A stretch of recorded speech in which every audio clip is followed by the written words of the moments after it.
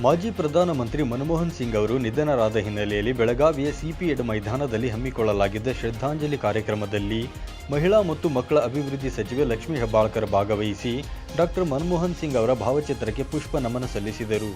ನಂತರ ಮಾತನಾಡಿದ ಅವರು, ಮಾಜಿ ಪ್ರಧಾನಮಂತ್ರಿಗಳಾದ ಮನಮೋಹನ್ ಸಿಂಗ್ ಅವರ ನಿಧನದ ಸುದ್ದಿ ಮನಸ್ಸಿಗೆ ತೀವ್ರ ನೋವನ್ನುಂಟು ಮಾಡಿದೆ.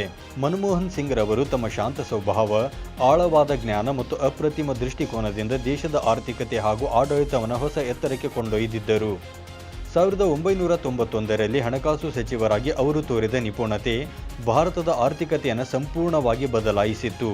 ಪ್ರಧಾನಮಂತ್ರಿಯಾಗಿ ಅವರು ರೂಪಿಸಿದ ನೀತಿಗಳು ಸಮಾನತೆ, ಶಾಂತಿ ಮತ್ತು ಅಭಿವೃದ್ಧಿಗೆ ನಾಂದಿ ಹಾಡಿದ್ದವು.